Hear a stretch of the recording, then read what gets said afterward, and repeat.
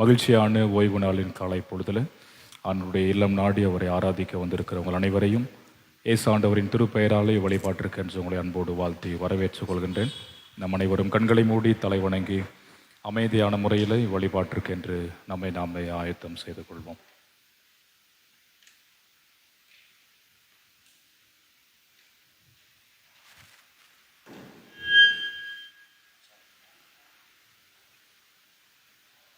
தந்தை, மைந்தர், தூய ஆவியானவராகிய மூவொரு கடவுளின் பெயராலே ஆமென். ஜெபம் செய்வோம்.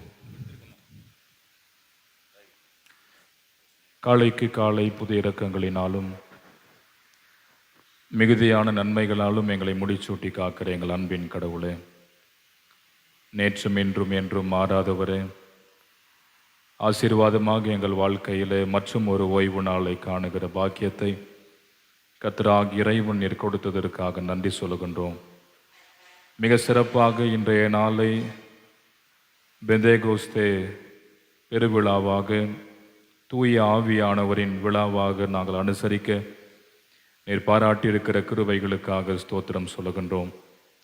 இந்த பரிசுத்தமான வழிபாட்டை நீர் பொறுப்பேற்றுக் கொள்ளும். ஆவியோடும் உண்மையோடும் உம்மை தொழுது கொள்ள வேண்டிய அருளை நீர் தர வேண்டும் என்று நாங்கள் வேண்டிக் கொள்ளுகின்றோம்.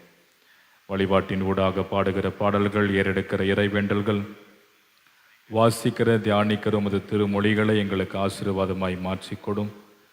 இவைகளின் ஊடாக உமது திருநாமம் மாத்திரமே மகிமையும் ஆட்சிமையும் அடைய வேண்டும் என்று சொல்லி நாங்கள் வேண்டிக் கொள்ளுகின்றோம். வழிபாட்டின் துவக்கம் முதல் இறுதி மட்டுமாக உமது திருப்பிரசன்னத்தினாலும் தூய ஆவியானவரின் அருள் துணையாலும் எங்கள் அனைவரையும் ஆண்டவராகிய இறைவன் நீ நிறைவாக ஆட்கொண்டு வழிநடத்தி அருள வேண்டும் என்று இயேசுவின் வழியை வேண்டிக் கொள்கிறோம் பிதாவே, ஆமென். நாம் வழிபாட்டிற்கு ஆர்வமாகவும் மூவொரு கடவுளை போற்றும் வண்ணமாக 623வது கீர்த்தனை பாடலை இணைந்து பாடும் ஜீவனுள்ள தேவனை வாரும் ஜீவ பாதையிலே நடத்தும் என்கிற பாடல். 623வது பாடல்.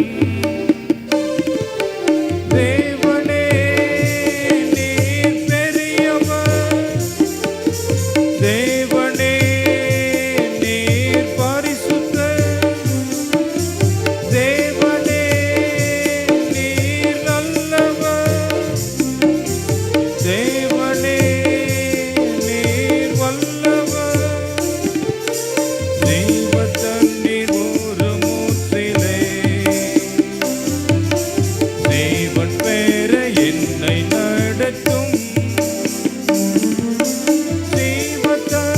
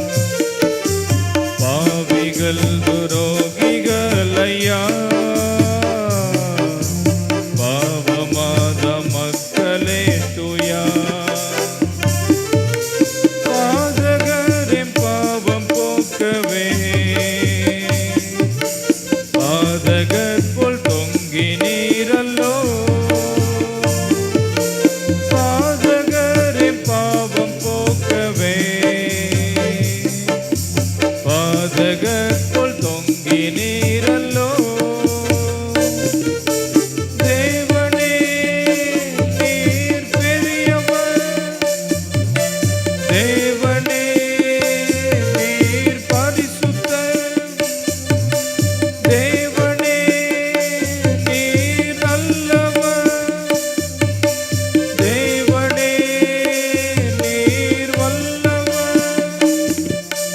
ஜீவ தண்ணீர் ஒரு மூச்சிலே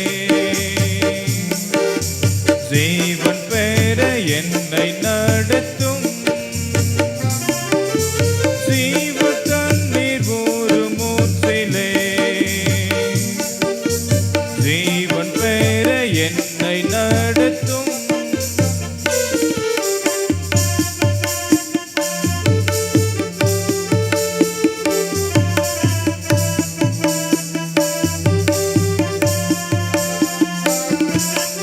ஐந்து கண்ட மக்களுக்காக ஐந்து காயமேற்ற நேசரே, ஐந்து கண்ட மக்களுக்காக ஐந்து காயமேற்ற நேசரே, நொந்துருகி வந்த மக்கள் நேச ஆவி வீச செய்குவே. நொந்துருகி வந்த மக்கள்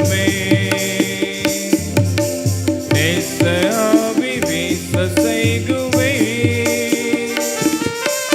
தேவனே நீர் பெரியவர், தேவனே நீர் பரிசுத்தர், தேவனே நீர் நல்லவர், தேவனே நீர் வல்லவர்.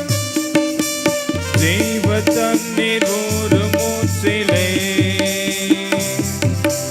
ஜீவன் பெற என்னை நடத்தும்.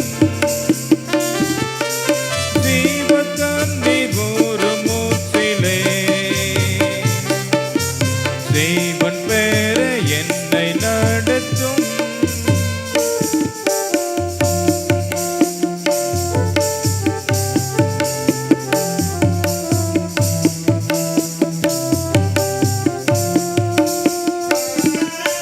வாக்குத்தத்தம் செய்த கர்த்தரே, வாக்கு மாறா உண்மை நாதனே, வாக்குத்தத்தம் செய்த கர்த்தரே, வாக்கு மாறா உண்மை நாதனே, வாக்கை நம்பி வந்து நிற்கிறோம். வல்ல ஆவி மாறி ஊற்றுமே, வாக்கை நம்பி வந்து நிற்கிறோம். வல்ல ஆவி மாறி ஊற்றுமே. தேவனே நீர் பெரியவர், தேவனே நீர் பரிசுத்தர், தேவனே நீர் நல்லவர், தேவனே நீர் வல்லவர். ஜீவ தண்ணீர் ஒரு மூச்சிலே ஜீவன் பெற என்னை நடத்தும். ஜீவ தண்ணீர் ஒரு மூச்சிலே ஜீவன் பெற என்னை நடத்தும்.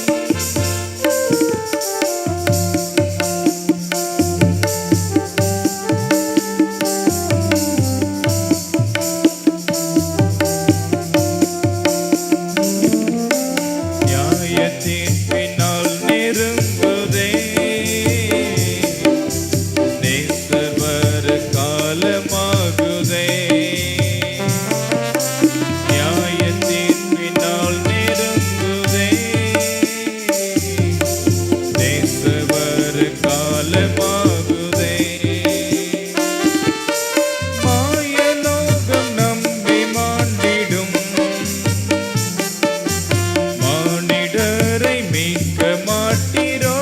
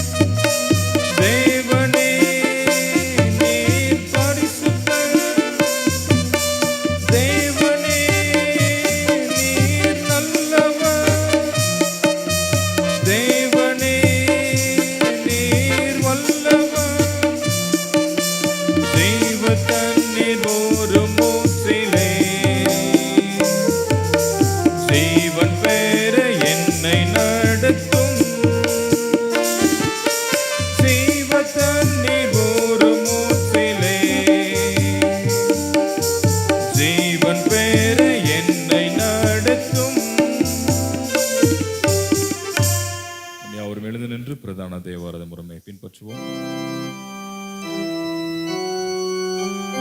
நமது ஆரம்பம் பிதா குமாரன் பரிசுத்தாவி நாமத்தே உள்ளது.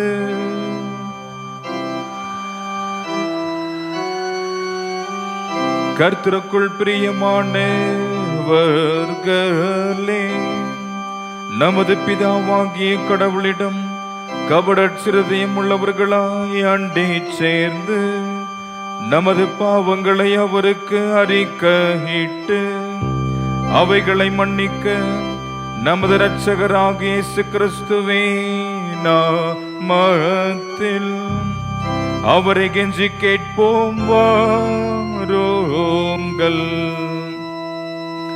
நமக்கு சகாயம் கர்த்தருடைய திருநாமத்தில் உள்ளது.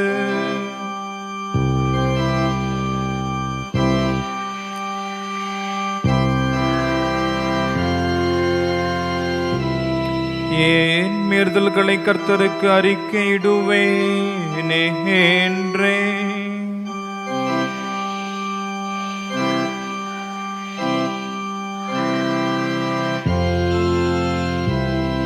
சர்வ வல்லவரான கடவுளே, எங்கள் சிருஷ்டிகரும் மீட்பருமானவரே, ஏழை பாவிகளாகிய நாங்கள் சுபாவத்தின்படி பாவமுள்ளவர்களும் தீட்டுவர்களுமாயிருக்கிறோமே என்றும் மனதினாலும் வாக்கினாலும் நடக்கையினாலும் உமக்கு விரோதமாய் பாவம் செய்தோம் என்றோ அறிக்கை இடுகிறோம்.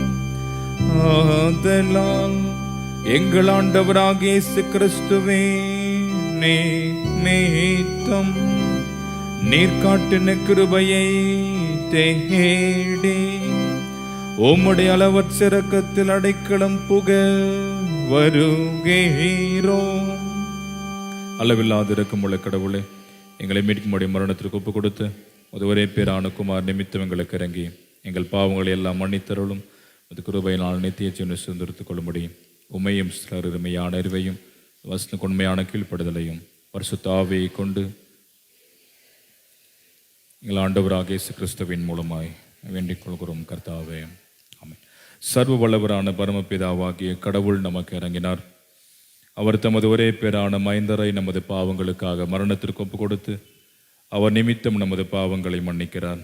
அவர் நாமத்தில் விசுவாசம் உள்ளவர்களுக்கு கடவுளின் பிள்ளைகளாகும்படி அதிகாரம் கொடுத்து அவர்களுக்கு தமது தூய ஆவியானவரை தந்துள்ளதாக வாக்கு தத்தம் பண்ணினார்.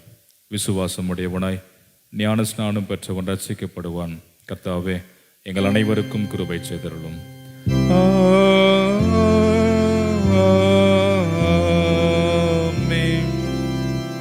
பெந்தெகோஸ்தே பண்டிகையின் முதல் நாளுக்குரிய ஆரம்ப வாக்கியத்தை பின்பற்றுவோம். பாடல் புத்தகத்திலே 95வது பக்கத்தில் அடங்கியுள்ளது.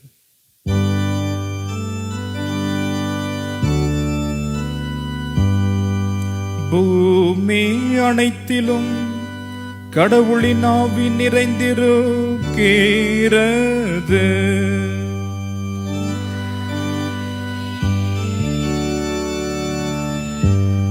நீதிமான்களும் கடவுள் முன் மகிழ்ந்து களி கூர்ந்து ஆனந்த சந்தோஷம் அடைவார்கள்.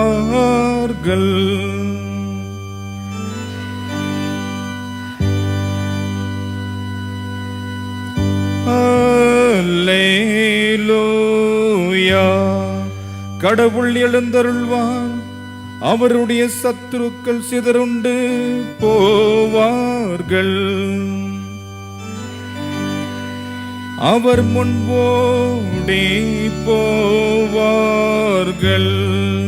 பிதாவுக்கும் குமாரனுக்கும் பரிசுத்த ஆவிக்கும் மகிமையுண்டாவதாக. ஆதியிலும் இப்போதும் எப்போதுமான யுக யுகங்களா இருக்கிற படியே. ஆமென். கர்த்தாவே எங்களுக்கு இரங்கும். கிறிஸ்துவே எங்களுக்கு இரங்கும். கர்த்தாவே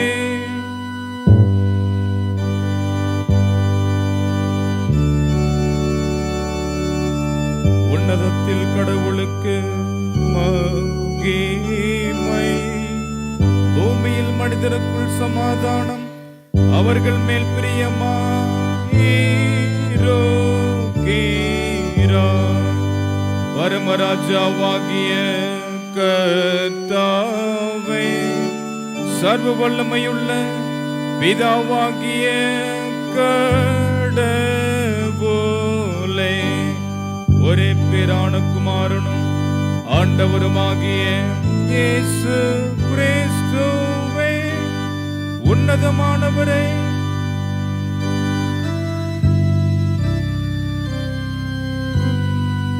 உம்மை துதிக்கிறோம், உம்மை புகழுகிறோம், உம்மை வணங்குகிறோம்,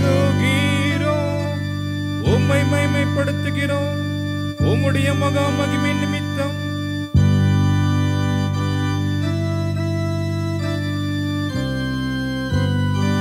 கர்த்தாவாகிய கடவுளே, கடவுளின் நாட்டுக்குட்டியே, பிதாவின் சோதனே, உலகத்தின் பாவங்களை சுமந்து தீர்க்கிறவரே,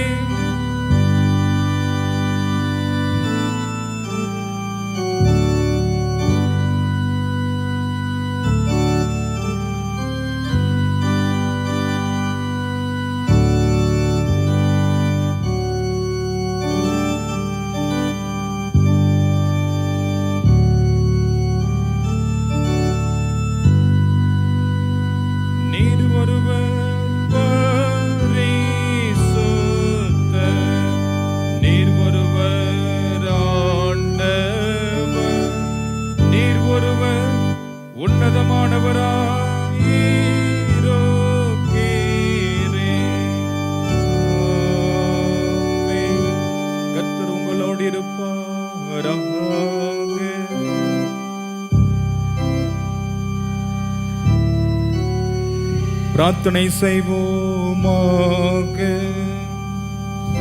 ஆண்டவராகிய கடவுளே, இந்த நாளில் உமது தூய ஆவியின் பிரகாசத்தை அனுப்பினதினால் உம்மை விசுவாசிக்கிற உமது மக்களின் இருதயங்களுக்கு கற்பித்த தேவரே, நாங்கள் அதே ஆவியானவரால் எல்லா விஷயங்களையும் சரியாய் நிதானிக்கும் மெய்ஞானத்தை அடைந்து எப்போதும் அவருடைய பரிசுத்த தேர்ச்சரவினால் சந்தோஷப்படும்படி எங்களுக்கு கிருபை செய்ய வேண்டும் என்று உம்மோடும் தூய ஆவியோடும் ஏக கடவுளாய் என்றென்றைக்கும் பிழைத்து ஆண்டு கொண்டிருக்கிற உமது மைந்தராகிய எங்கள் நாதர் கிறிஸ்து இயேசுவின் மூலமாய் உம்மை வேண்டிக் கொள்ளுகிறோம்.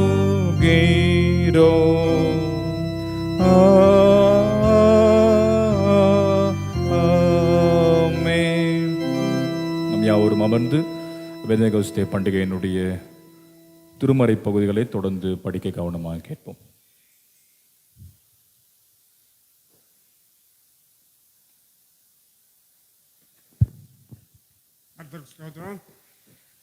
பரிசுத்தமான நாளிலே பெந்தேகோஸ்தே பண்டிகைக்குரிய திருமறை பகுதி முதலாவது சங்கீதம் 25வது சங்கீதம் 1ஆம் வசனம் தொடங்கி 15ஆம் வசனம் படிய நான் வாசிக்கிறேன்.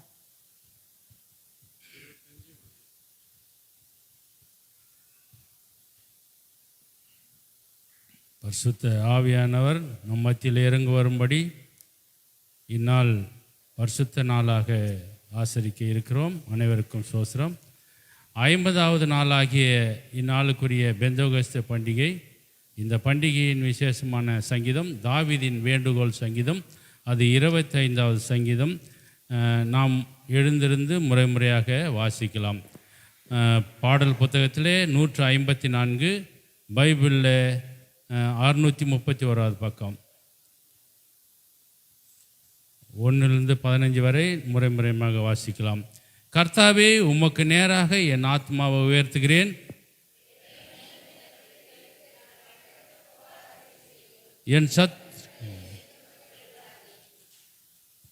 உம்மை நோக்கி காத்திருக்கிற எவனும் வெட்கப்படான். காரணமின்றி துரோகம் பண்ணுகிறவர்களோ வெட்கப்படுவார்கள்.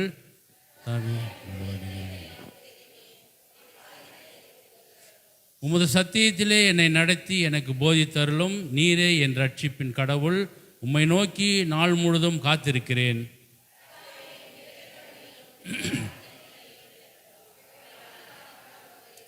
என் வாலிப பருவத்தின் பாவங்களை என் மீறுதல்களையும் நினையாதிரும். கர்த்தாவே, உமது தயால நிமித்தம் உமது கிருபையின்படியே என்னை நினைத்தருளும்.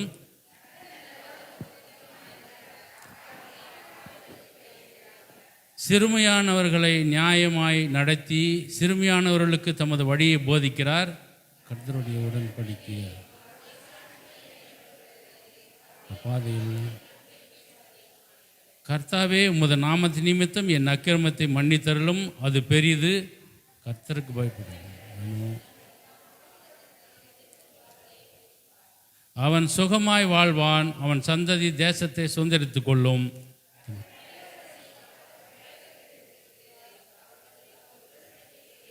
என் கண்கள் எப்போதும் கர்த்தரை நோக்கி இருக்கின்றன. அவரே என் கால்களை வலையிலிருந்து விடுவிப்பார் என்றார் என்பதே. அமர்வோம். குறிக்கப்பட்ட சங்கீத பாகம் வாசிக்கப்படுகிறது. அப்படி 4 குறிக்கப்பட்ட பழைய ஏற்பாடு பகுதி என்னாகம புத்தகம் 11ஆம் அதிகாரம் 24ஆம் வசனம் தொடங்கி 30ஆம் வசனம் முடிய. 24. அப்போது மோசே புறப்பட்டு கர்த்தருடைய வார்த்தைகளை ஜனங்களுக்கு சொல்லி, ஜனங்களின் மூப்பரில் 70 பேரை கூட்டி கூடாரத்தை சுற்றிலும் அவர்களை நிறுத்தினான். கர்த்தர் மேகத்தில் இறங்கி அவரோடு பேசி அவன் மேலிருந்த ஆவியை மூப்பராகிய அந்த 70 பேர் மேலும் வைத்தார். அந்த ஆவி அவர்கள் மேல் வந்து தங்கின மாத்திரத்திலே தீர்க்க தரிசனம் சொன்னார்கள். சொல்லி பின்பு ஓய்ந்தார்கள். அப்போது 2 பேர் பாளையத்தில் இருந்து விட்டார்கள். ஒருவன் பேர் எல்தாத், மற்றவன் பேர் மேதாத். அவர்களும் பேர் வழியில் எழுதப்பட்டிருந்தும் கூடாரத்துக்கு போக புறப்படாதிருந்தார்கள். அவர்கள் மேலும் ஆவி வந்து தங்கினதினாலே பாளையத்தில் தீர்க்க தரிசனம் சொன்னார்கள். ஒரு பிள்ளையாண்டான் ஓடி வந்து எல்தாத்தும் மேதாத்தும் பாளையத்தில் தீர்க்க தரிசனம் சொல்லுகிறார்கள் என்று மோசேக்கு அறிவித்தார்கள். உடனே மோசே இடத்தில் இருந்த வாலிபர்கள் ஒருவனும் அவனுடைய ஊழியக்காரனும் நூனின் குமாரனுமாகிய யோசுவா பிரியத்திரமாக, என் ஆண்டவனாகிய மோசேவே, அவர்களை தடை பண்ணும் என்றான். அதற்கு மோசே, நீ எனக்காக வைராகியம் காண்பிக்கிறாயோ? கர்த்தருடைய ஜனங்கள் எல்லாரும் தீர்க்க தரிசனம் சொல்லத்தக்கதாக கர்த்தர் தம்முடைய ஆவியை அவர்கள் மேல் இறங்க பண்ணினால் நலமாயிருக்குமே என்றான். பின்பு மோசேயும் இஸ்ரேல் மூப்பரும் பாளையத்தில் வந்து சேர்ந்தார்கள். குறிக்கப்பட்ட பழைய ஏற்பாட்டு பகுதி வாசிக்கப்படுகிறது. அப்படி 4 குறிக்கப்பட்ட நிருப வாக்கியம் அப்போஸ்தலர் நடபடிகள் 2ஆம் அதிகாரம் 1ஆம் வசனம் தொடங்கி 21ஆம் வசனம் முடிய நான் வாசி கேட்போம். பெந்தோகஸ்தே என்னும் நாள் வந்தபோது அவர்கள் எல்லாரும் ஒருமனப்பட்டு ஓரிடத்தில் வந்தார்கள். அப்போது பலத்த காற்று அடிக்கிற முழக்கம் போல வானத்திலிருந்து சடதியாய் ஒரு முழக்கம் உண்டாகி அவர்கள் உட்கார்ந்திருந்த வீடு முழுவதையும் நிரப்பிற்று. அல்லாமலும் அக்னிமயமான நாவுகள் போல பிரிந்திருக்கும் நாவுகள் அவர்களுக்கு காணப்பட்டு அவர்கள் ஒவ்வொருவர் மேலும் வந்து அமர்ந்தது. அவர்கள் எல்லாரும் பரிசுத்த ஆவியினாலே நிரப்பப்பட்டு ஆவியானவர் தங்களுக்கு தந்தருளின வரத்தின்படியே வெவ்வேறு பாஷைகளிலே பேசத் தொடங்கினார்கள். வானத்தின் கீழ் இருக்கிற சகல தேசத்தாரிலுமிருந்து வந்த தேவ பயத்திலுள்ள யூதர்கள் அப்போது எருசலேமிலே வாசம் பண்ணினார்கள். அந்த சத்தம் உண்டான போது திரளான ஜனங்கள் கூடி வந்து தங்கள் தங்கள் பாஷையிலே அவர்கள் பேசுகிறதை அவரவர்கள் கேட்டபடினாலே கலக்கமடைந்தார்கள். எல்லோரும் பிரமித்து ஆச்சரியப்பட்டு ஒருவர் பார்த்து, இதோ பேசுகிறவர்கள் எல்லாரும் கலிலேயர் அல்லவா? அப்படி இருக்க நம்மில் அவரவர்கள் ஜென்ம பாஷையிலே இவர்கள் பேச கேட்கிறோமே, இது எப்படி? பார்த்தரும் மேதரும் எல்லாமத்திரும் மொசேபத்தாமியா யூதேயா கப்பத்தோகியா பொந்து ஆசியா பிரிகியா பம்பிலியா, எகிப்து என்னும் தேசத்தார்களும் சிரேனே பட்டணத்தை சுற்றி இருக்கிற லீபியாவின் திசைகளிலும் குடியிருக்கிறவர்களும் இங்கே சஞ்சரிக்கிற ரோமரும் யூதரும் யூத மார்க்கத்தமையாரும் கிரேக்கத்தரும் அரபியாமாரும் நம்முடைய பாஷையிலே இவர்கள் தேவனுடைய மகத்துவங்களை பேச கேட்கிறோமே என்றார்கள். எல்லோரும் பிரமித்து சந்தேகப்பட்டு இது என்னமாய் முடியுமோ என்று ஒருவரொருவர் சொல்லி கொண்டார்கள். மற்றவர்களோ இவர்கள் மதுபானத்தினால் நிறைந்திருக்கிறார்கள் என்று பரியாசம் பண்ணினார்கள்.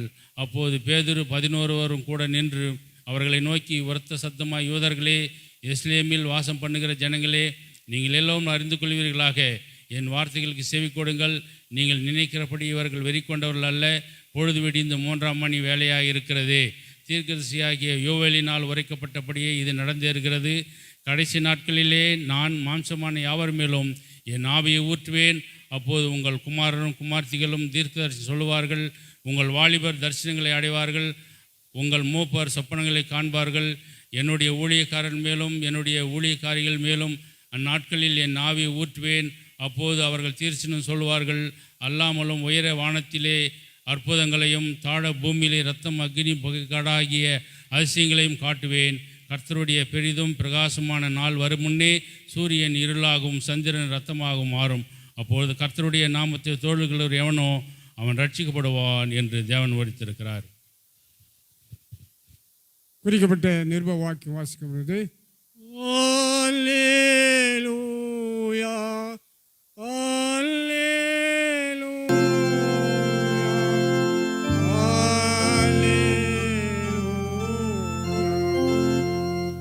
அப்படி நாளுக்கு குறிக்கப்பட்ட சுவிசேஷ பகுதி ஒரு யோவானின் புத்தகம் 7ஆம் அதிகாரம் 37ஆம் வசனம் தொடங்கி 39ஆம் வசனம் கூடிய நான் வாசி கேட்போம். ஆண்டவரே, உமக்கு மகிமை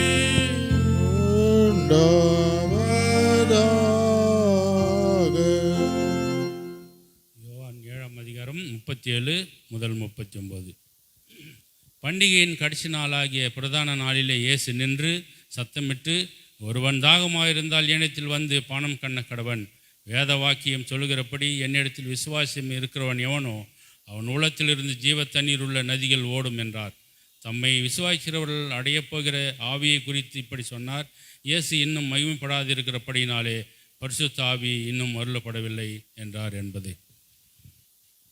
பெந்தெகோஸ்து பண்டிகைக்குரிய திருமறை பகுதி வாசிக்கப்படுகிறது. கிறிஸ்துவே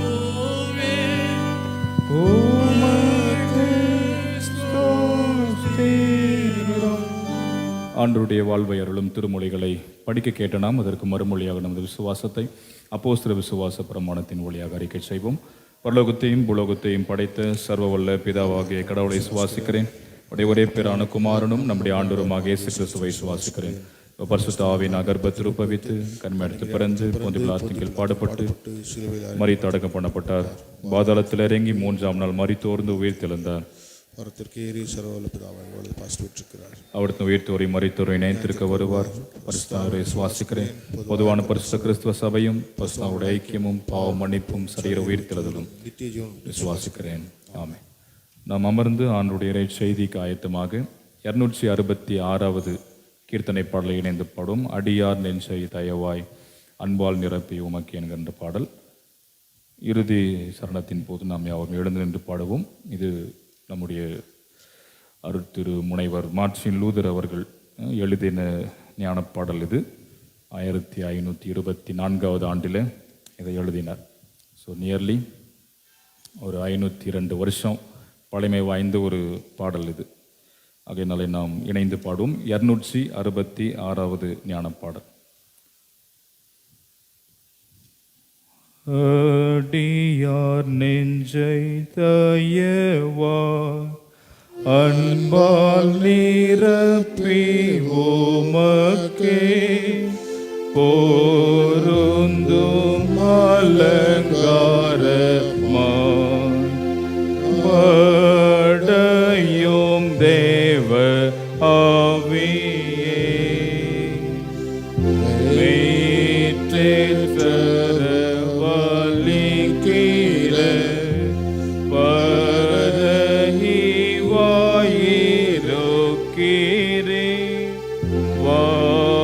வானபிஷே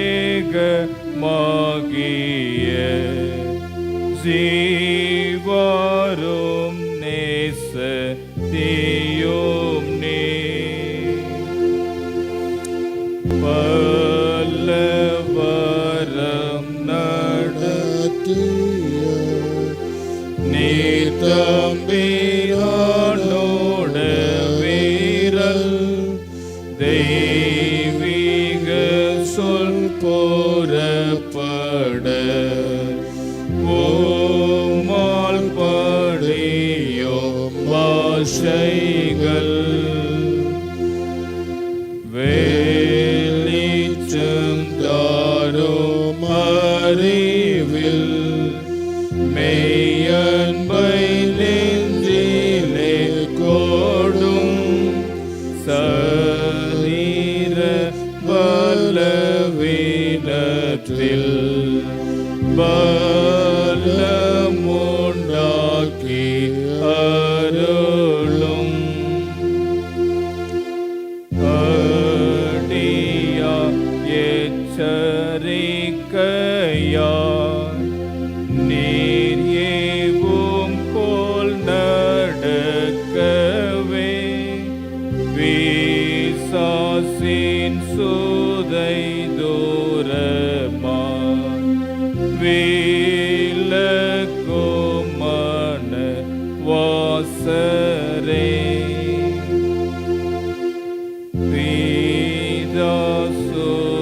வீதாசுதனையும் நன்றாய் அறிந்து அண்டிக் கொள்ளவே நீரெங்கள் தெய்வ குருவாய்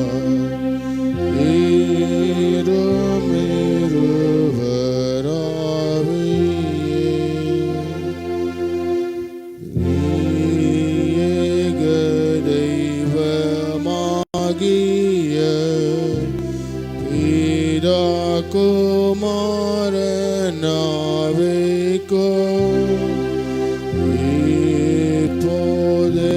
இப்போதென்றைக்கும் சகல புகழ்ச்சியும் உண்டாகவும் ஆமென். நம் தந்தை கடவுளிடமிருந்தும் அவர் தம் மைந்தரும் நம் ஆண்டவரும் ஆகிய கிறிஸ்தேசிடமிருந்தும் நம் அனைவருக்கும் ஆண்டவருடைய கிருபையும் சமாதானமும் நிறைவாய் உண்டாவதாக. ஆமென். கிறிஸ்தேசுவில் அன்புக்குரியவர்களே, இந்த மகிழ்ச்சியான ஓய்வு நாளில் நாம் பெந்தேகோஸ்தே பண்டிகையின் நாளை சிறப்போடு அனுசரித்து கொண்டிருக்கிறோம்.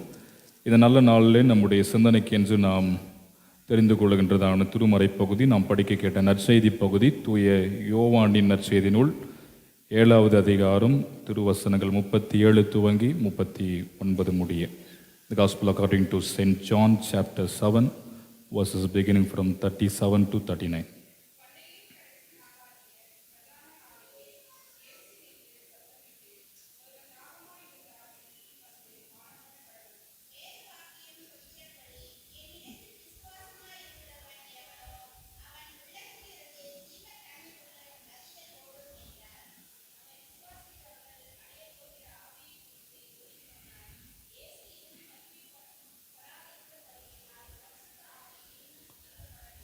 ஜெபம் செய்வோம். அன்பின் ஆண்டவரே, உம் தூய திருமொழிகளை நாங்கள் சிந்திக்க முற்படும்போது ஆண்டவராக இறைவன் எங்களோடு பேச வேண்டும் என்று நாங்கள் வேண்டிக் கொள்கின்றோம். உம் திருவார்த்தைகளை உமது வார்த்தைகளாய் ஏற்றுக்கொள்ளவும் அவ்வார்த்தைகளை நாங்கள் வாழ்வாக்கி கொண்டு வாழும் நீர் எங்களுக்கு அருளை தாரும். அடியனை மறைத்து நீர் வெளிப்படும் நாங்கள் அனைவரும் கேட்கிறோம். எங்கள் கண்மலையும் எங்கள் மீட்பருமாகிய கர்த்தாவே, அடியனின் வாயின் வார்த்தைகளும் கூடியிருக்கிற எங்கள் அனைவருடைய இருதயத்தின் சிந்தனைகளும் அது திரு முன்னிலையில் உகந்தவையாயிருக்கட்டும். இயேசுவின் வழியே பிதாவே, ஆமீன். உட்காருவோம். ஆண்டவர் இயேசு கிறிஸ்துவில் அன்புக்குரியவர்களே, மே 24ஆம் தேதி இந்த நாளை பிரதர்ஸ் டே, சகோதரர்கள் தினமாக கொண்டாடப்படுகிறது. ஸோ திருமறையின் அடிப்படையில் ஆண்டவருடைய வார்த்தையின்படி நாம் பார்க்கும்போது நாம் அனைவரும் கிறிஸ்துவுக்குள் சகோதர சகோதரிகள். ஆகையினாலே தான் பவுல் தன்னுடைய நிருபத்தில் ஆங்காங்கே இதை திரும்ப திரும்ப பயன்படுத்தி கொண்டே இருப்பார், அன்பார்ந்த சகோதரர்களே என்று சொல்லி. ஸோ சகோதரருடைய அந்த உறவு, அந்த இணைப்பு அது ரொம்ப சிறப்புக்குரியது. ஆகையினால இந்த அற்புதமான சகோதரர்கள் தினத்தில் உங்கள் அனைவருக்கும் என்னுடைய வாழ்த்துக்களை நான் தெரிவித்துக் கொள்கின்றேன். அன்புக்குரியவர்களே, நான் ஏற்கனவே சொன்னது போல இந்த நாள் வருகின்ற ஞாயிறு 2 ஞாயிற்றுக்கிழமையும் நாம் ஒரு சிறப்பான பண்டிகைகளை அனுசரித்து கொண்டிருக்கிறோம், அனுசரிக்கவும் போகிறோம். நான் இதையும் சொன்னேன், இதனுடைய முக்கியத்துவத்தை நாம் இன்னுமே புரிந்து கொள்ளாதவர்களாகத்தான் இருக்கிறோம். ஸோ பெந்தேகோஸ்தே பண்டிகை என்று சொல்லும்போது இது திருச்சபையினுடைய பிறந்த நாள். It's a birthday of our church. சபையினுடைய பிறந்த நாள். எல்லாருக்கும் பிறந்த நாள் இருக்கு. சபையினுடைய பிறந்த நாளாக இந்த நாள் அனுசரிக்கப்படுகிறது. ஸோ ஐயா ரீடிங் வாசிக்கும் போது சொன்னார் 50வது நாள் என்று சொல்லி. 50வது நாள் என்று சொல்லும்போது நாம் கடந்த சில நாட்களுக்கு முன்பு 40வது நாள் பரத்திற்கேறின பண்டிகையை அனுசரித்தோம். இயேசுவினுடைய உயிர்த்தெழுந்த நாளிலிருந்து கணக்கிடும்போது 40வது நாள் இயேசு அந்த விண்ணேற்பு அடைகின்ற ஒரு மிக சிறப்பான நாள் அது. அதுபோல 50வது நாள் என்று சொல்லும்போது அதை பெண்டகாஸ்ட் டே, பெந்தேகோஸ்தே நாள் என்று இது அனுசரிக்கப்படுகிறது. பழைய ஏற்பாட்டின் காலகட்டத்தில் the passover, the feast of passover, பஸ்கா பண்டிகை என்கின்ற ஒரு சிறப்பான பண்டிகை இருந்தது, நமக்கு நன்கு தெரியும். அந்த பஸ்கா பண்டிகையினுடைய 50வது நாளை அன்றைக்கு பெந்தேகோஸ்தே நாளாக மக்கள் அனைவரும் அனுசரித்தார்கள் என்று சொல்லி நாம் திருமறையிலே வாசிக்கின்றோம். ஸோ இப்படிப்பட்ட ஒரு அற்புதமான நாளில் நாம் இருக்கின்றோம். ஸோ உங்கள் அனைவருக்கும் இந்த பெந்தேகோஸ்தே பண்டிகையினுடைய வாழ்த்துக்களை நான் மகிழ்ச்சியோடு கூறிக்கொள்கின்றேன். இதை புரிந்திருந்தால் நாம் எப்பயும் பண்டிகையில் எப்படி இருப்போமோ அதுபோல் கிறிஸ்மஸோ அல்லது நியூ இயரோ, ஈஸ்டரோ, குட் ஃப்ரைடே அல்லது பெரிய வேலன், குருத்தோலை ஞாயிறு, இப்படி சில சிறப்பான பண்டிகைகள் நமக்கு இருக்கிறது. நிச்சயம் இதனுடைய அவசியத்தை உணர்ந்திருந்தால் நம்ம எல்லாரும் வந்து ஆண்டோடைய தொழுது கொண்டிருப்போம். அதை நான் போன வாரமே தெளிவாக சொல்லி தான் அனுப்பிடுச்சு. ஏன்னா உமன்ஸ் சண்டே நிறைய பேர் வந்திருக்கீங்க, அதனால் போயிட்டு அடுத்த வாரம் கண்டிப்பாக வந்துடுவீங்க அப்படின்னு எதிர்பார்ப்பில் வந்தேன். என்ன தான் எங்களுக்கு என்ன ஆகுது, நாங்கள் எங்கள் பாட்டுக்கு தான் நாங்கள் இருப்போம், நீங்கள் சொல்கிறத சொல்லுங்கள், நாங்கள் செய்கிறத நாங்கள் செய்கிறன்ற மாதிரி. ஸோ அப்படி அல்ல. இதனுடைய உண்மை தன்மையை புரிந்து இந்த நாள்தான் அன்றைக்கு ஆவியானவரை பெற்றுக்கொண்ட ஒரு சிறப்பான ஒரு நாள். இப்போ நம்ம கேட்குறோம்ல, ஆவியானவரே இறங்கும் இறங்கும் கேட்குறோம்ல, அதை வந்து ரொம்ப ட்ரெடிஷ்னலாக ஒரு வார்த்தை சொல்லுவாங்க, கம் ஹோலி ஸ்பிரிட் அப்படின்னு சொல்லி. ஆவியானவரே வாரும் என்று சொல்லி, வாரும் தூய ஆவியே, நிறைய பாடல்கள் இருக்குது. அப்போ அந்த ஆவியானவரை அன்றைக்கு ஆதி திருச்சபை நிறைவாக பெற்றுக்கொண்ட அந்த அற்புதமான நாள் தான் இந்த பெந்தேகோஸ்தே என்று சொல்லுகின்ற ஒரு சிறப்பான நாள். அதுதான் நம்ம 2வது திருமறை பகுதியாக நாம் வாசிக்க கேட்டோம், அப்போஸ்தலர் 2ஆம் அதிகாரத்தில்.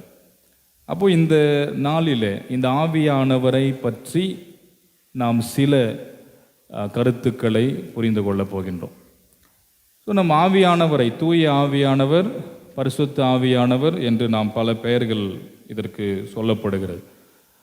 அப்போ அந்த ஆவியானவரை குறித்து நாம் பேச வேண்டும் என்றால் நிச்சயமாக நேரம் போதாது, அவ்வளவு நிறைந்திருக்கிறது.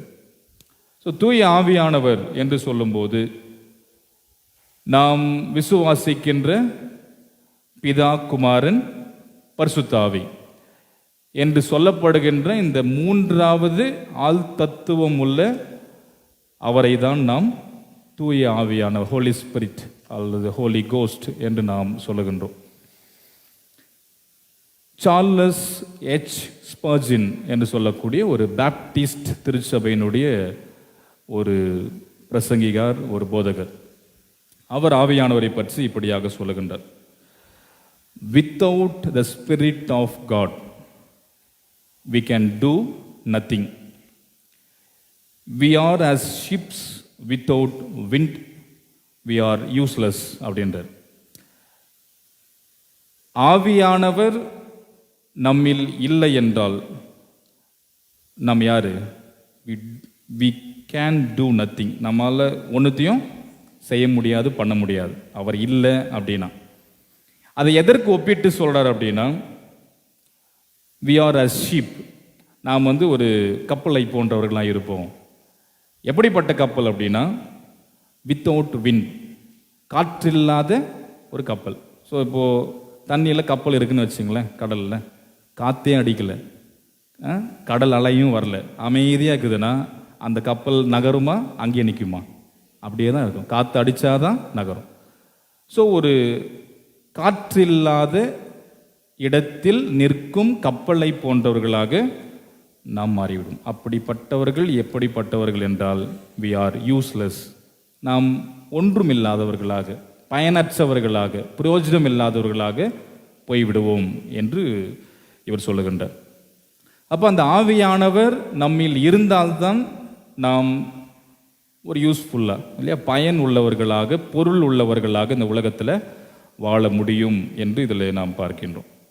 ஸோ நாம் படிக்க கேட்ட திருமறை பகுதியில் யோவான் நற்செய்தி 7ஆம் அதிகாரம் 37, 38, 39 ரொம்ப குறுகிய, ரொம்ப ஷார்ட்டான சில வசனங்கள் தான், இல்லையா, 3 வசனங்கள்.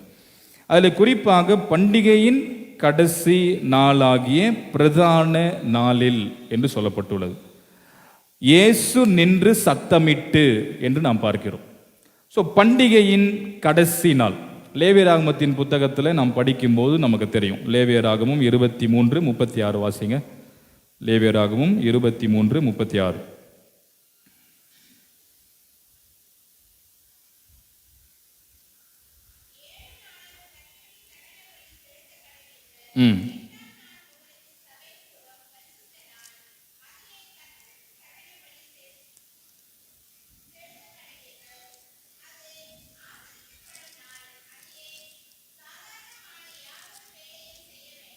ஸோ இங்கே கடவுள் கட்டளையாகவே தருகின்றார். இது ஆண்டவருக்கான நாள், இது ஓய்வு நாள் என்றெல்லாம் அதில் சொல்லப்படுகிறது. அப்போ அந்த நாளில், குறிப்பாக அதில் 8ஆம் நாளில் பரிசுத்த மகா சங்கம் கூடும் நாள் என்று நாம் பார்க்கின்றோம். ஸோ அந்த ஒரு முக்கியமான அந்த 8ஆம் நாளிலே மக்கள் அனைவரும் ஒன்று திரளுவார்கள். அதிலும் குறிப்பாக அந்த 8ஆம் நாளிலே யூதர்கள் மாத்திரம் பலி செலுத்தும் ஒரு குறிப்பிட்ட நாளாக அது பார்க்கப்படுகிறது. 39 வாசிங்க.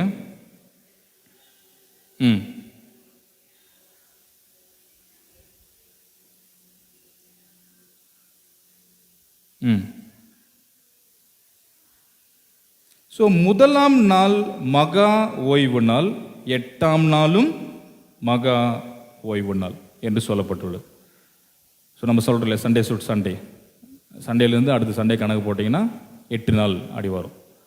ஸோ ஓய்வு நாள், மகா ஓய்வு நாள், மீண்டும் அந்த இறுதி நாள் மகா ஓய்வு நாள். ஸோ இந்த நாட்களில் என்ன நடக்கும் என்று நாம் பார்க்க வேண்டும். முதல் நாளிலிருந்து 7 நாள் வரை என்ன நடக்கும் என்றால், மக்கள் அனைவரும் திருமறையை வாசிப்பார்கள். அவர்களுக்கு கொடுக்கப்பட்டுள்ள அந்த தோரா, 5 ஆகமங்கள், இவைகளை மக்கள் அனைவரும் வாசிக்கக்கூடிய ஒரு முக்கியமான நாள். முதல் நாளிலிருந்து 7 நாள் வரையிலும் வாசித்து கொண்டே இருப்பார்கள். 7ஆவது நாள் அந்த வாசிப்பு முடிவுக்கு வரும். அதன் பிறகு என்ன நடக்கும் என்றால், த ஹை பிரீஸ்ட், பிரதான ஆசாரியன் என்ன செய்வார் என்றால், ஒரு தங்க பாத்திரத்தை எடுத்துக்கொள்வார்.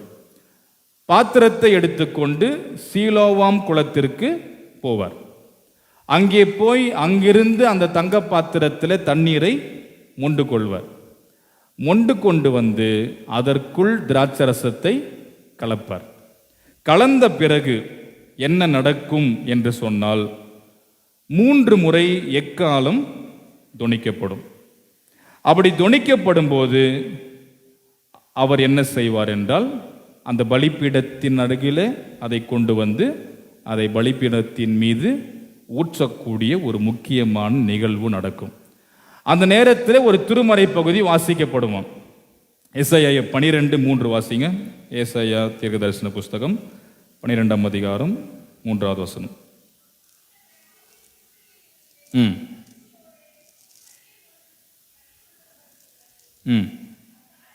போதும்.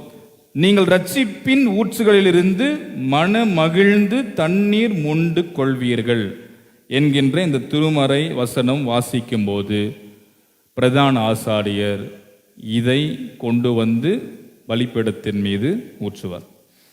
இந்த நேரத்தில் அங்கே இருக்கக்கூடிய ஆலயத்தில், தேவாலயத்தில் இருக்கக்கூடிய அந்த கொயர் பாடகர் குழு என்ன செய்யும் அப்படின்னா, ஹல்லேல் அப்படின்னு சொல்லக்கூடிய சங்கீதத்தில் ஒரு குறிப்பிட்ட பகுதி இருக்கு, தெரியுங்களா? ஹல்லேல், எபிரேயத்தில் ஹல்லேல் அப்படின்னா பிரைஸ், துதி என்று அர்த்தம். எந்த பகுதி தெரியுங்களா? சங்கீதம் 113 118 இந்த பகுதிகள் அதற்கு ஹல்லேல் சாம்ஸ் என்று சொல்லப்படும். இந்த பகுதி வாசிக்கப்படும். அதை பாடலாக அவர்கள் பாடுவார்கள். யாரு? கொயர் டீம், பாடகர் குழு அதை பாடுவார்கள். அப்படி பாடிக்கொண்டே அவர்கள் கடவுளை துதித்து நன்றி சொல்லுவார்கள். எதற்காக இந்த பாடல் பாடப்படுகிறது? இந்த சங்கீதம் நீங்கள் சங்கீத வாசித்து பார்த்தா உங்களுக்கு தெரியும், வீட்டில் போய் வாசிங்க.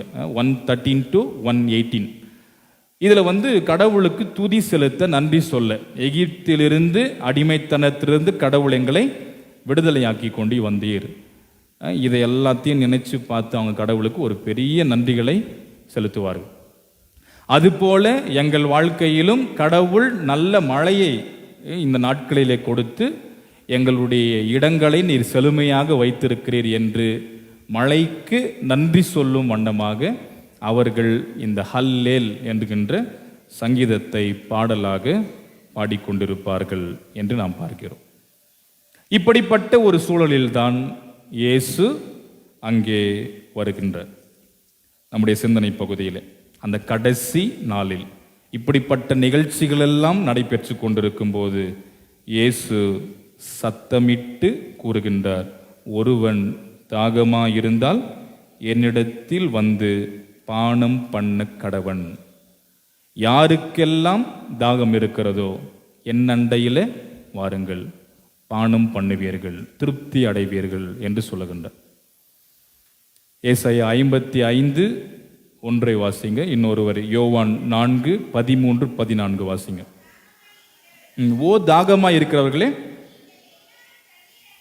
எல்லோரும் தண்ணீர் அண்டைக்கு வாருங்கள், பணம் இல்லாதவர்களே வந்து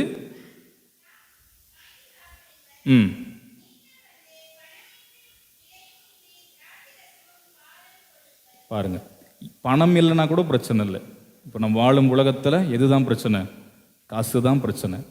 ஸோ பணம் இல்லை என்றால் வாழ்வு இல்லை என்பது தான் இங்கே இருக்கக்கூடிய யதார்த்தம். இப்படிப்பட்ட ஒரு வாழ்வில் அங்கே இறைவன் சொல்லும் வார்த்தை, பணம் இல்லை என்றாலும் ஒன்றும் பிரச்சனை இல்லை, பணமின்றி வாருங்கள், வந்து பருகுங்கள், புசியுங்கள், பானம் பண்ணுங்கள், ஓ தாகமாய் இருக்கிறவர்களே வாருங்கள் என்கின்ற ஒரு பெரிய அழைப்பை கடவுள் அன்றைக்கு எசையா தீர்க்கன் மூலமாக தம்முடைய மக்களுக்கு வழங்கினார். இதை மையப்படுத்தி இயேசு இங்கே அழைக்கிறார், தாகமாய் இருக்கிறவர்களே என் அண்டையில் வாருங்கள். யோவான் 4:13-14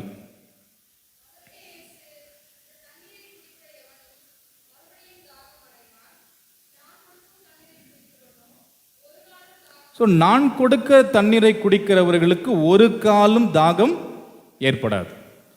சமாரிய பெண்ணோடு இயேசு பேசுகின்ற ஒரு மிக முக்கியமான ஒரு உரையாடல் பகுதி. அது ஒரு பெரிய ஒரு டிஸ்கோர்ஸ், ஒரு கான்வர்சேஷன் நடைபெறும். ஸோ அதில் இயேசு சமாரிய பெண்ணோடு பேசி கொண்டிருக்கும் போது அந்த ஒரு கிணறு இருக்கிறது. ஆனால் இயேசு சொல்லுகின்றார், இந்த கிணத்திலிருந்து தண்ணீர் எடுத்து குடித்தால் மீண்டும் உங்களுக்கு தாகம் கட்டாயம் ஏற்படும். நான் கொடுக்கிற தண்ணீரை குடிக்கிறவர்களுக்கு ஒரு காலம் தாகம் என்பதே இல்லை.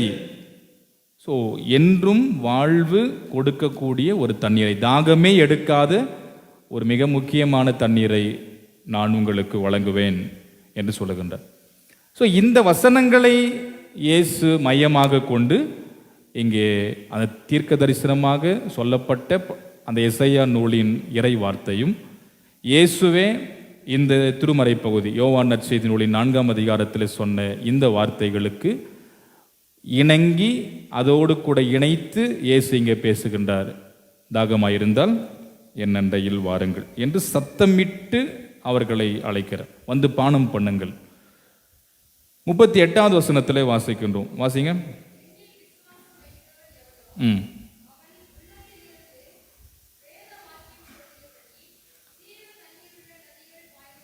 ஸோ யாரெல்லாம் என்னில் விசுவாசம் வைக்கிறார்களோ, திருமறை இந்த வேத வாக்கியம் சொல்லுகிறபடி ஜீவ தண்ணீர் உள்ள நதிகள் பாய்ந்து ஓடும். சும்மா கூட போவாது. ஜீவ தண்ணீர் உள்ள, வாழ்வு தரும் தண்ணீர் உள்ள நதிகள் பாய்ந்து ஓடும். யாருக்கு அப்படின்னா அவரில் விசுவாசம் வைக்கிறவர்கள். இயேசுவை விசுவாசித்தால் நம்மில் வாழ்வு தரும் தண்ணீர் பெருக்கெடுத்து ஓடும். இதைதான் சமாரிய பெண்ணோடும் இயேசு பேசினார். யோவான் 4:10 வாசிங்க.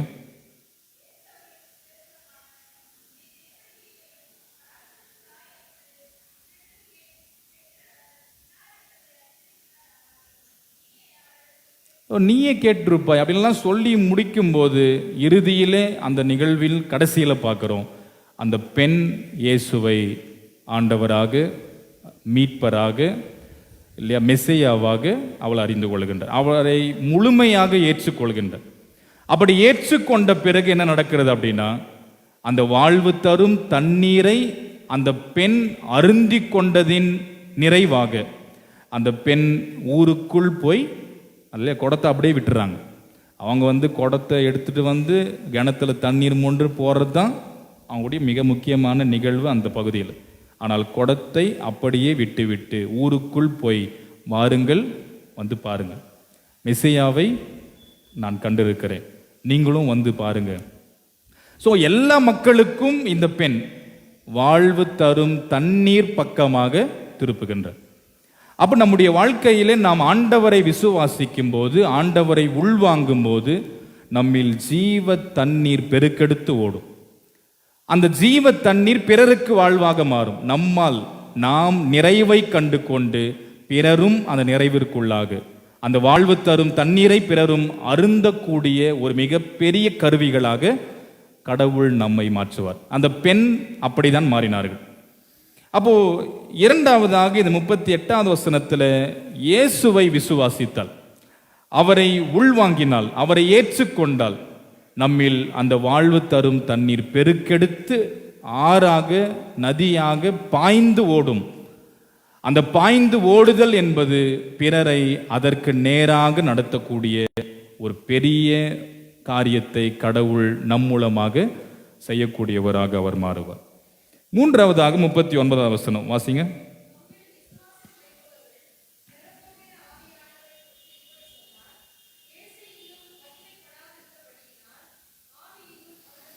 ஸோ யாருக்கு இது கிடைக்கும் என்றால், அவரை விசுவாசிக்கிறவர்களுக்கு அது கிடைக்கும்.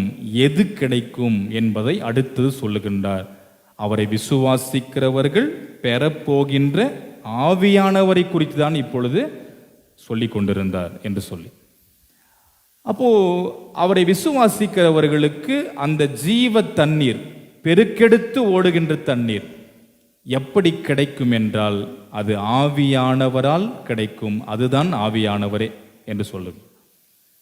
அப்போ தண்ணீர் பருகுங்கள், வாருங்கள், தாகமாயிருந்தால் பெற்றுக்கொள்ளுங்கள், நிறைவாக அருந்துங்கள் என்றெல்லாம் இயேசு இங்கே சொல்லக்கூடியது ஆவியானவரை பற்றியது. அந்த ஆவியானவரை நாம் நிறைவோடு அருந்த, உள்வாங்கிக் கொள்ள, பெற்றுக்கொள்ள ஒரு பெரிய அழைப்பை இயேசு அன்றைக்கு மக்களுக்கு விடுத்தார். அடுத்தது சொல்லப்படுகின்றது, இன்னும் ஆவியானவரை அவர்கள் பெறவில்லை. காரணம், இயேசு இன்னும் மகிமை அடையவில்லை.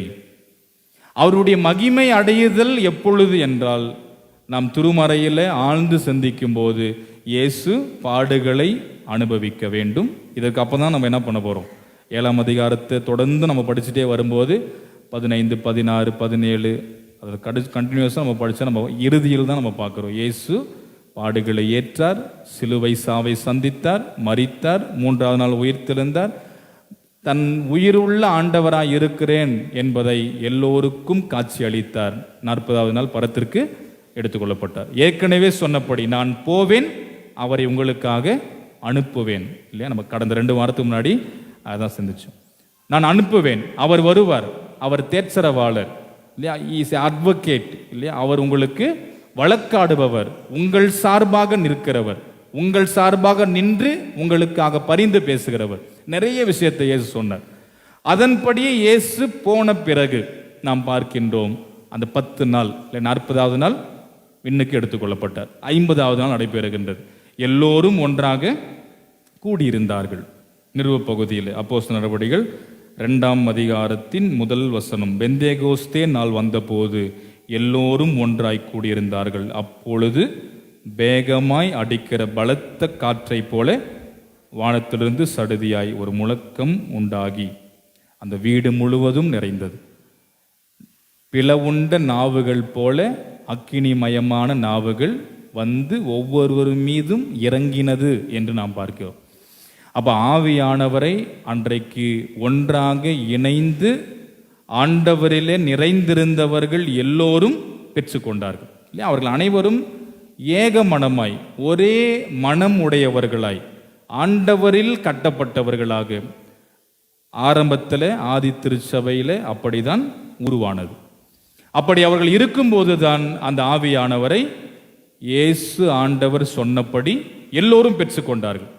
அந்த ஆவியானவரை பெற்றுக்கொண்ட இப்பொழுது இயேசு மகிமை அடைந்து விட்டார். தன் பணிகளை எல்லாம் முடித்து இயேசு இப்பொழுது மகிமை அடைந்தார். அதுதான் 7ஆம் அதிகாரம் யோவானில 39ஆம் வசனத்தில் வாசிக்கிறோம். இன்னும் மகிமை அடையவில்லை, ஆகையினாலே இன்னும் ஆவியானவர் வழங்கப்படவில்லை. இப்பொழுது இயேசு மகிமை அடைந்து விட்டார், ஆவியானவர் அனுப்பப்படுகின்றார். அவர் எப்படி அனுப்பப்படுகின்றார்? அதை நாம் விசுவாச அறிக்கையிலே நாம் அறிக்கை செய்கின்றோம். நெசையா விசுவாச அறிக்கையில் நம்ம செய்யும்போது நாங்கள் ஆர்டினேஷன் பண்ணும்போது கூட அதை நம்ம மென்ஷன் பண்ணியிருந்தோம் இல்லையா? 325 இந்த நைசீன் கிரீடு நாம் விசுவாசிக்கின்ற 24வது பக்கத்தில் உள்ள நெசையா விசுவாச பிரமாணம் அன்றைக்கு தான் அந்த நைசீன் கிரீடு உருவாக்கப்பட்டது. த கவுன்சில் ஆஃப் நைசியா அப்படின்ற இடத்துல அது உருவாக்கப்பட்டது. அந்த விசுவாச அறிக்கையில் நம்ம பார்க்குறோம். இப்போ இந்த வருஷம் வந்து பார்த்தீங்கன்னா 1701வது விசுவாச அறிக்கையின் ஆண்டு இது, அந்த நிசையா விசுவாச அறிக்கை. அப்போ அதில் சொல்லப்படுகிறது பரிசுத்த ஆவியானவரை பற்றி சொல்லும்போது 3வது பகுதியில் அவர் பிதாவினிடமிருந்தும் குமாரனிடமிருந்தும் புறப்படுகின்ற ஆவியானவர். இருக்குங்களா? இருக்கா? ஆவியானவர் கடவுள் குமாரன் வழியாக அனுப்பப்படுகிறவர். அப்ப அவர்கள் வழியாக இங்கே அன்றைக்கு அனுப்பப்பட்டது. எல்லோரும் பெற்றுக்கொண்டார்கள். எல்லோரும் பரவசமாகி பேச ஆரம்பித்தார்கள். அவருடைய பேச்சுக்களை கேட்டவர்கள் ஆச்சரியம் அடைந்தார்கள். என்ன ஆச்சரியம்?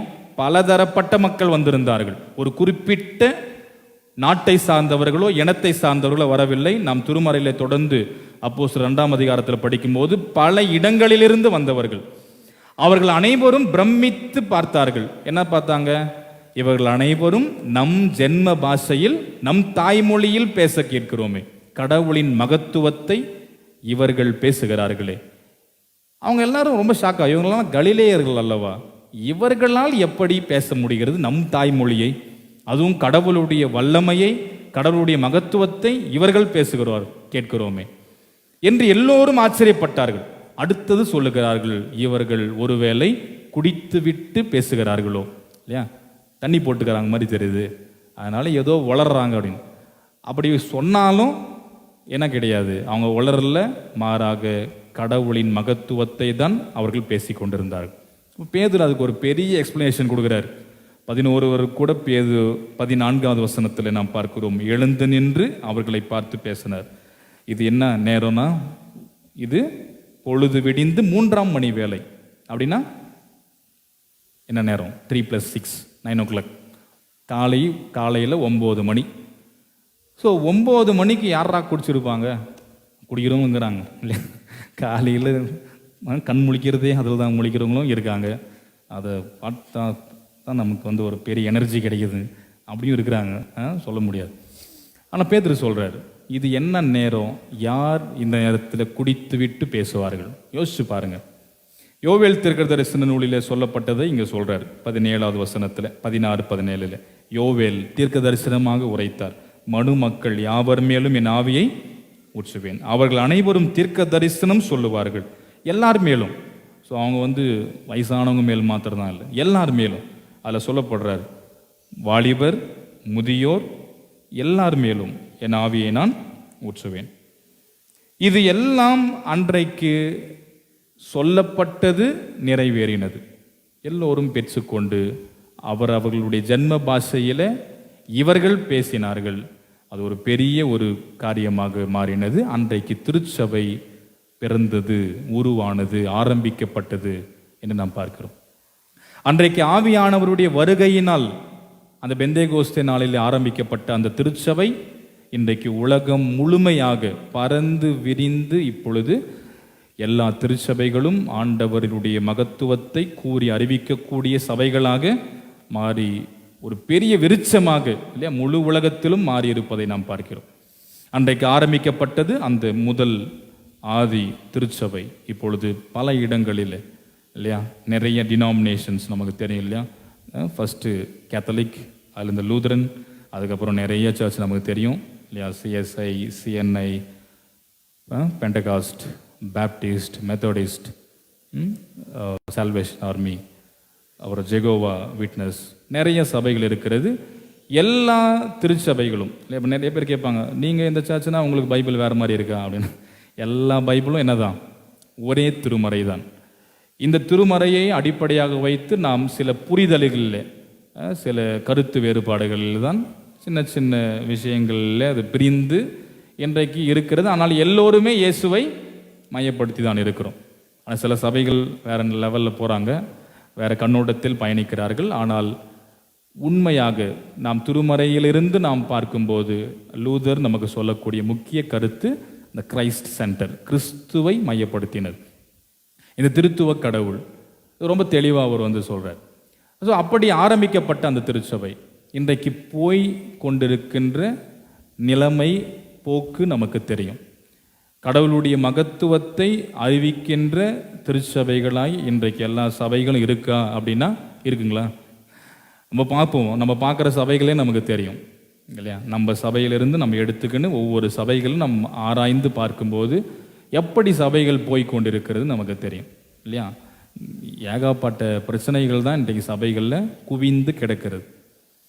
இந்த மகத்துவத்தை அறிவிக்கின்ற, கடவுளுடைய நாமத்தை பிரஸ்தாபப்படுத்துகின்ற, கடவுளை உயர்த்துகின்ற செயல் நடைபெறுகிறதா என்றால் அது வந்து ஒரு பாட்டு மாதிரி. அதுக்கப்புறம் நிறைய விஷயம் இருக்குது சபையில்ன்ற மாதிரி. என்னது, இந்த எலெக்ஷன் ஒன்றது ஒரு பெரிய இது, சர்ச் எலெக்ஷன்ன்றது நம்மளாம் சிம்பிளாக முடிச்சிட்டோம். இப்போ வரைக்கும் தீராத பிரச்சனையா, தீராத ஆள்பட்ட கைவிடப்பட்ட அப்படின்லாம் ஒன்று சொல்லுவாங்கல்ல, அது மாதிரி போயினுக்குது சபைகளில். நம்மளாம் எப்பயோ முடிச்சிட்டோம். ஆனால் இன்றளவும் நம்முடைய சபையில் எடுத்தாலே நமக்கு தெரியும், நம்ம சினாரிலே நம்ம பார்த்தா தெரியும், இன்றளவும் சபைகளில் என்ன இல்லை, ஒரு மனம் இல்லை அப்படின்னு சொல்லலாம். அதனால தான் என்ன நடக்குது, பிரச்சனைகள், போட்டி, சண்டைகள், பதவி, நான் வரணும் நீ வரணும், அதுக்கு எவிடன்ஸ் காட்டு, இது காட்டு, அது காட்டுன்னு ஏகப்பட்ட பிரச்சனைகள். ரொம்ப கஷ்டத்தை ஏற்படுத்தும் நிலையிலே தான் இதெல்லாம் போய் கொண்டிருக்கிறது. இதை கடவுள் விரும்புகிறாரா அப்படின்னா கண்டிப்பாக துளி அளவு கூட கிடையாது. இதற்காகத்தான் திருச்சபை ஆரம்பிக்கப்பட்டது அப்படின்னா கிடையாது. இதில் என்ன இருக்குன்னு நமக்கு தெரியல, எனக்கே ஒன்றும் புரியல. இல்லை என்னதான் இருக்குது அப்படி இதில் என்ன இருக்குன்னா ஒன்றும் புரியல, போய்கொண்டிருக்கிறது. இந்த போக்கு மிக மிகவும் மோசமான ஒன்று. இதுதான் திருச்சபையினுடைய இன்றைய நிலை. அன்றைக்கு ஆரம்பிக்கப்பட்டதனுடைய நிலை மிக அற்புதமானது. ஆனால் இன்றைக்கு எல்லாம் மாறிவிட்டது. ஆனால் நாம் நம்முடைய வாழ்க்கையில் ஆண்டவரால் கட்டப்பட்டு, ஆண்டவரால் ஏற்படுத்தப்பட்ட, ஆவியானவரால் உருவாக்கப்பட்ட இந்த திருச்சபையை அவருடைய நாம மகிமைக்கென்றே நாம் வைத்து கட்டி காப்பாற்ற வேண்டியது நம் அனைவருடைய தலையாய கடமையாக இருக்கிறது. ஸோ அன்றைக்கு அப்படி ஆவியானவரை அனைவரும் பெற்றுக்கொண்டு நிறைவை கண்டார்கள். ஒரு மிகப்பெரிய ஒரு பரவச நிலை ஏற்பட்டது. அந்த ஜீவ தண்ணீர் பெருக்கெடுத்து ஓடுகின்ற ஒரு நிலை அன்றைக்கு ஆவியானவரை பெற்றுக்கொண்ட போது எல்லோரும் பெற்றுக்கொண்டார்கள். ஸோ இன்றைக்கு நாமும் அந்த ஆவியானவரை பெற்றிருக்கிறோம் இல்லையா? இது ஒரு பெரிய கேள்வி. என்னது, ஆவியானவர் பெற்றிருக்கீங்களா அப்படின்னு நான் சொல்லுவாங்க. டவுட்டு தான், நாங்கள் போயிட்டு யோசிச்சு சொல்கிறோம் இல்லை எங்கள் ஐயர்கிட்ட கேட்குறோம். அப்படி இருக்கீங்களா? யாராவது இருக்கீங்களா? யாரெல்லாம் பெற்றிருக்கீங்க? யாரெல்லாம் பெறல கை தூங்க. இப்போ இறக்குறேன். யாராவது இருக்கீங்களா? நம் திருமறையில பார்க்கிறோம், லூதர் நமக்கு சொல்றார். என்னது, யாரெல்லாம் ஞானஸ்தானத்தை பெற்றுக்கொண்டார்களோ, பிதா குமாரன் பரிசுத்த ஆவி நாமத்தினாலே ஞானஸ்தானம் பெற்றுக்கொண்டவர்கள் அன்றைய தினத்திலே ஆவியானவரை பெற்றுக்கொள்கிறார்கள். இல்லை, ஆவியானவர் நம்மில் இருக்கிறார். நம் அனைவரும் ஆவியானவரை பெற்றுக்கொண்டவர்கள். அதில் மாற்று கருத்தே கிடையாது. ஆனால் நம்ம என்ன பண்ணுவோம், எங்காவது போனால் யாராவது சொன்னாங்கன்னா கொஞ்சம் டவுட்டில் தான் இருக்குது அப்படின்னு என்ன அர்த்தம்? உங்களுக்குள் அதனுடைய கிரியை இல்லைன்னு அர்த்தம், அந்த செயல்பாடுகள் இல்லைன்னு அர்த்தம் இல்லையா? அந்த ஆவியானவர் நம்மில் இருக்கிறார்னா நம்முடைய செயல்பாடுகள் எப்படி இருக்கணும்? கரெக்டாக சர்ச்சுக்கு வந்துடுவோம், கரெக்டாக திருமறையை வாசிப்போம், ஜெபிப்போம், ஆண்டவர் விரும்பும் வாழ்வை வாழ்வோம். இதெல்லாம் வாழும்போது நமக்குள்ள சந்தேகம் வருமா? ஆவியானவர் இருக்காருன்னு தெரியல, டவுட்டாக தான் இருக்குது, சொல்ல மாட்டோம். ஸோ அவர் விரும்பும் வாழ்வை இந்த மண்ணகத்தில், அந்த ஒரு சிறப்பான கிறிஸ்தவ வாழ்வை நாம் கட்டாயம் வாழும்போது நமக்கு கட்டாயம் 100% இல்லை 1000% நமக்கு தெரியும் என்னதுன்னு, நாம் ஆவியானவரை பெற்றிருக்கோம். நம்மில், என்னில், எனக்குள் ஆவியானவர் இருக்கிறார், செயல்படுகிறார், கிரியை செய்கிறார் என்று அப்படிதான் அன்றைக்கு பெற்றார்கள். அவர்கள் எல்லாருக்கும் பொதுவாக வழங்கப்படுகிறது இல்லையா? உங்களுக்கு மாத்திரம் காசு இருந்தால் மட்டும்தான் நான் ஆவியானவரை கொடுப்பேன் அப்படின்னு சொன்னார் ஆண்டவர். அப்படியெல்லாம் கிடையாது. நான் படிக்க கேட்ட முதல் திருமறை பகுதியில் 70 மூப்பர்களை தெரிவு செய்தார். எல்லோருக்கும் ஆவியானவர் பகிர்ந்தளிக்கப்பட்டது இல்லையா? அதை நம்ம பார்க்கிறோம். எல்லோரும் பெற்றுக்கொண்டார்கள். தெரிந்தெடுக்கப்பட்டவர்களில் 2 பேர் அந்த இடத்துல இல்லை, அவர்கள் ஒரு பாளையத்தில் இருந்தார்கள். அப்படி இருக்கும்போது அவர்கள் மீதும் ஆவியானவர் அன்றைக்கு பகிர்ந்தளிக்கப்பட்டது. எல்லோரும் பேசினார்கள் இல்லையா? அவர்களை அனைவரும் பரவசமாகி அவர்கள் தீர்க்க தரிசனமாக நிறைய வார்த்தைகளை பேசினார்கள். இதை பார்த்தவர்கள் வந்து சொன்னார்கள். அப்பொழுது யோசுவா தடுத்து நிறுத்த மோசேயினிடத்தில் சொல்லும்போது, ஏன் இப்படி பொறாமை கொள்கிறாயா? ஏன் கடவுளுடைய ஆவி அனைவருக்கும் பகிர்ந்தளிக்கப்பட்டு அனைவரும் கடவுளுடைய மகத்துவத்தை பேசுவது ரொம்ப சிறப்புக்குரியதல்ல, ஏற்புடையதல்ல, அப்படியெல்லாம் சொல்லாத என்று மோசே யோசுவாவை கண்டித்தார். அப்ப அந்த ஆவியானவர் எல்லோருக்கும் பகிர்ந்தளிக்கப்படுகிறது. அனைவரும் அதை நிறைவோடு அன்றைக்கு பெற்றார்கள், நாமும் பெற்றிருக்கிறோம். ஆகையினால அந்த ஆவியானவர் விரும்பும் நினைக்கும் வாழ்வை இந்த உலகத்தில் நாம் நிறைவோடு வாழும்போது ஆண்டவர் அருளும் நிறைவான ஆசீர்வாதத்தை நிச்சயம் நம்முடைய வாழ்க்கையில் நாம் பெற்றுக்கொள்ள முடியும். ஆகையினால இந்த சிறப்பான நாளில் இந்த வார்த்தைகளை நாம் உள்வாங்கி இருக்கும்போது இயேசு சொல்வது போல அந்த வாழ்வு தரும் தண்ணீர், ஜீவ தண்ணீர் பெருக்கெடுத்து ஓடுகின்ற அளவிற்கு நம்மிலே ஆவியானவர் பெருக்கெடுத்து ஓடுகின்ற நிலையை நாம் என்றும் உருவாக்கி வாழ்வோம். ஆண்டவர் நம்மை ஆசீர்வதிப்பாராக. ஆமீன். எல்லா அறிவிற்கும் அப்பாற்பட்ட ஆண்டவருடைய தெய்வீகமான சமாதானம் நம் இருதயங்களையும் சிந்தனைகளையும் கிறிஸ்து இயேசுவிற்குள் பக்குவப்படுத்தி காப்பாராக. ஆமென். நாம் ஸ்தோத்திர விளக்கத்தை பாடுவோம். கடவுளே சுத்த இருதயத்தை என்னிலே சீரோஸ்ரீயும் நிலைவரமான ஆவி என் உள்ளத்திலே புதுப்பியும் உமது சமூகத்தே என்று என்னை தள்ளி விடாதீரும். உமது பரிசுத்த ஆவியை என்னிடத்தில் இருந்து எடுத்துக்கொள்ளாதீரும். உமது இரட்சணிய சந்தோஷத்தை திரும்பவும் எனக்கு தாரும். உற்சாகமான ஆவி என்னை தாங்கும்படி செய்யும். ஜெபம் செய்வோம். வாழும் கடவுளே, நன்றி கலந்த இருதயத்தோடு உம்மை நோக்கி பார்க்கிறோம். இந்த மகிழ்ச்சியான ஓய்வு நாளுக்காக நன்றி.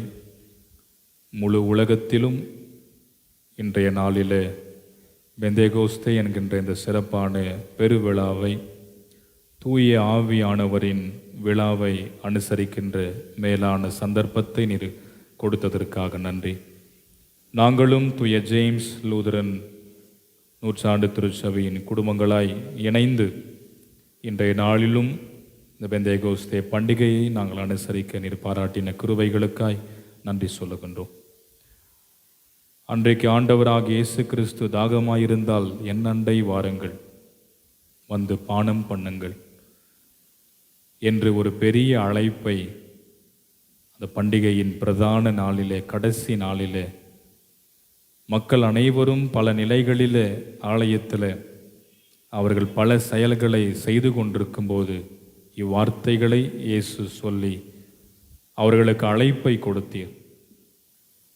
எல்லோரும் வந்து நீங்கள் பருகுங்கள், பானம் பண்ணுங்கள். ஜீவ தண்ணீருள்ள நீரோடை போல, நதியைப் போல உங்களில் பாய்ந்தோடுகின்ற அளவிற்கு செய்யும். நீங்கள் விசுவாசித்தால் போதும். ஆவியானவரை இன்னும் மக்கள் பெறாமல் இருந்தார்கள். காரணம், இயேசு மகிமை அடையாமல் இருந்தார் என்று திருமறையிலே வாசிக்கின்றோம். இயேசு தன் வாழ்க்கையிலே கடவுள் நீர் கொடுத்து அந்த சிறப்பான பணிகளை முடித்து மண்டையிலே எடுத்துக்கொள்ளப்பட்ட பிறகு தாம் சொன்னபடியே கடவுளிடமிருந்து குமாரிடமிருந்து புறப்பட்டு வந்தவராய் ஆவியானவர் அனைவர் மீதும் வந்து இறங்கினார். அனைவரும் பரவசமாகி நிறைவை கண்டு கொண்டார்கள். அந்த ஜீவ தண்ணீர் பெருக்கெடுத்து ஓடுகின்ற, பாய்ந்தோடுகின்ற நிலை அன்றைக்கு உருவாகினது. சபையும் கிறிஸ்தவர்கள் என்கின்ற ஒரு புதிய மக்கள் கூட்டம் அன்றைக்கு உருவானார்கள். கிறிஸ்தவம் தோன்றினது. ஆண்டவரை அனைவரும் அனுபவிக்கின்ற, ருசிக்கின்ற ஒரு நிலை அன்றைக்கு ஏற்பட்டது என்று நாங்கள் பார்க்கிறோம்.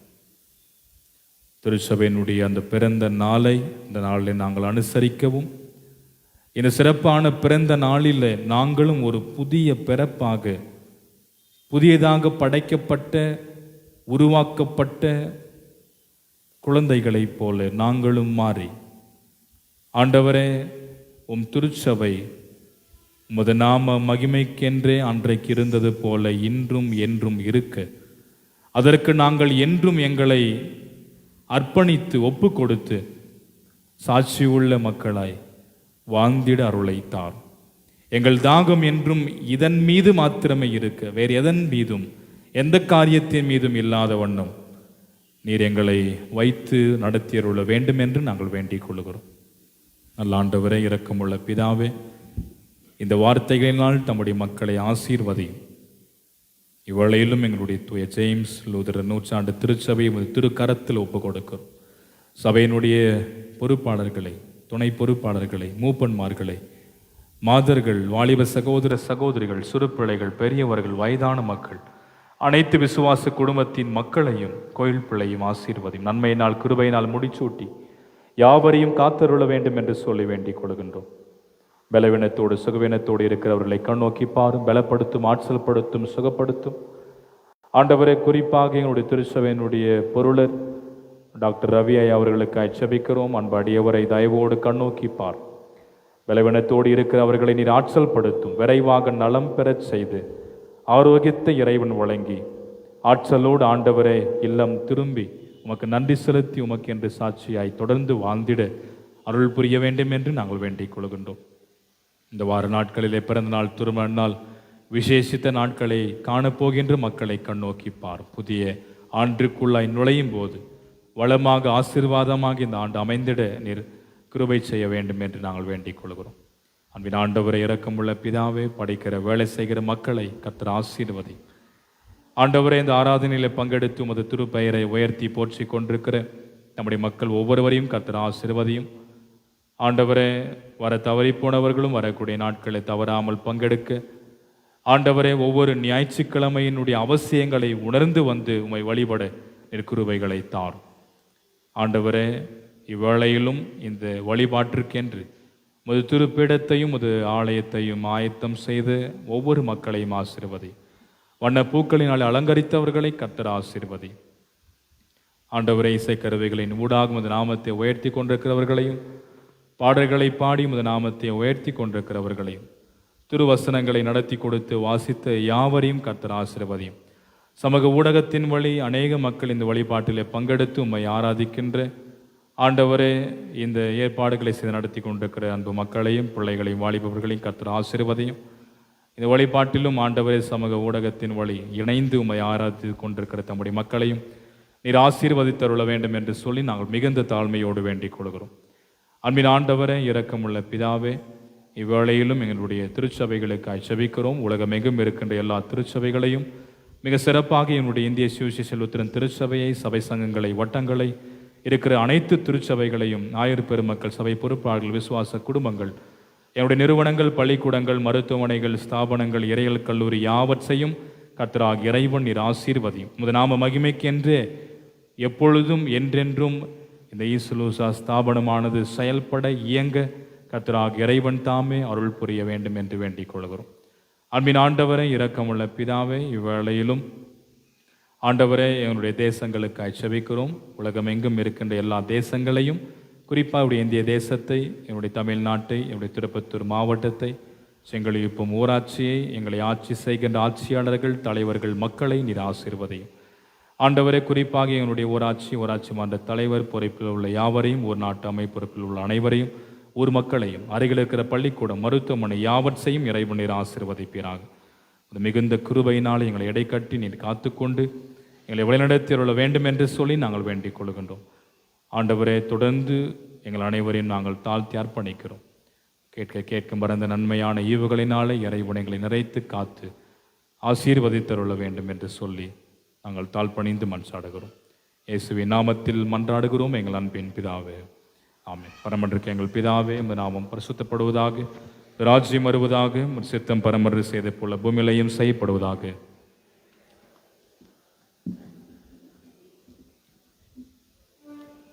ராஜ்யம் வல்லமை மகிமையும் என்றுள்ளே சுவாமி. ஆமென்.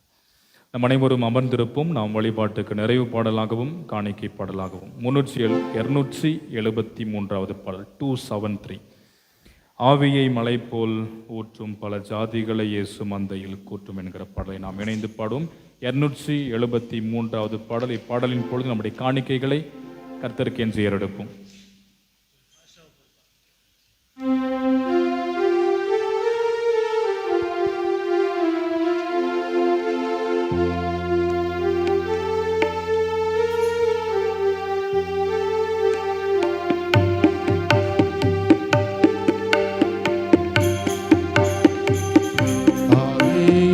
மழை போலே ஊற்றும் பல ஜாதிகளை இயேசு மந்தையில் கூட்டும், மந்தையில் கூட்டும்.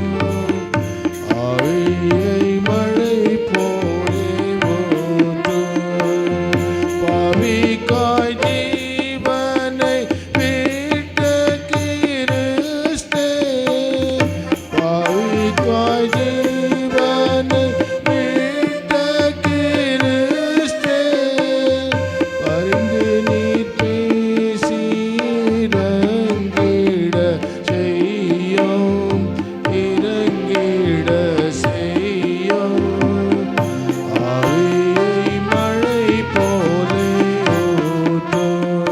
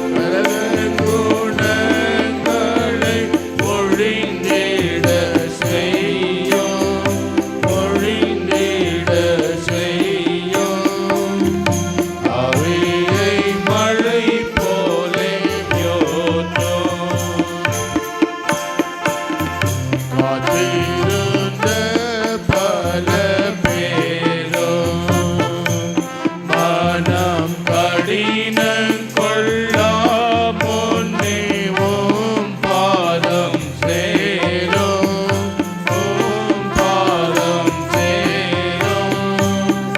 காத்திருந்த பல பேரும்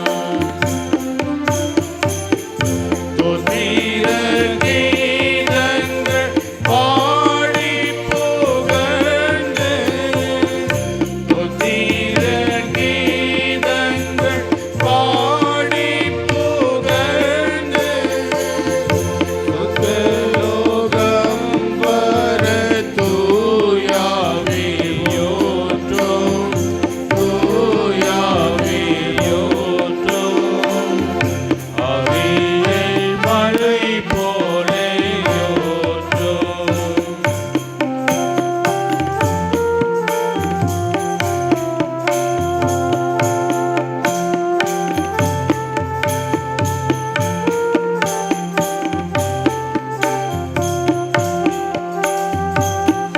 தோத்திர கீதங்கள் பாடி எங்கும் சுவிசேஷ ஜெயத்தையே நிதம் நீதம் தேடி, நிதம் நீதம் தேடி.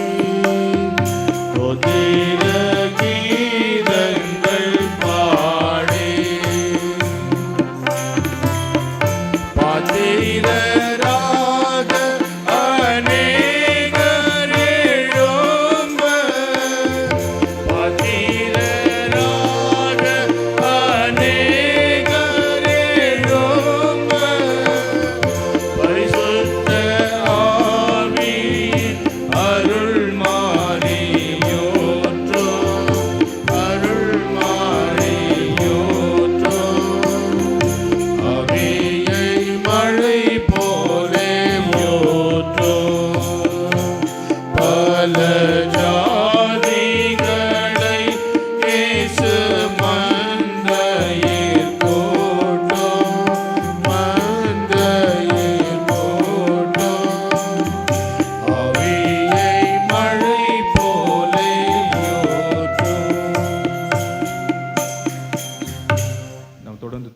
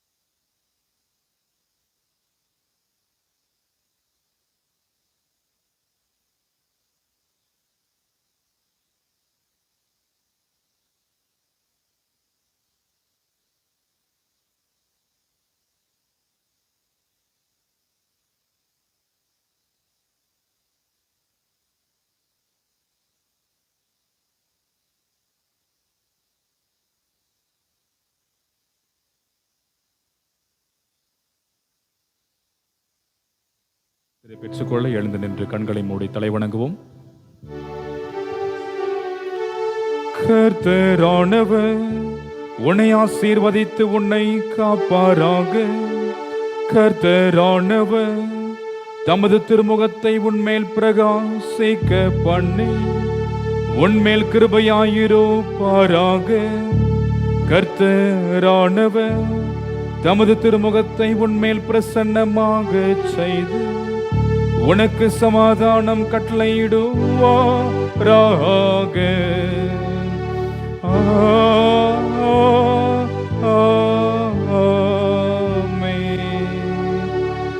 தேவ ஆசீர்வாதத்தோடு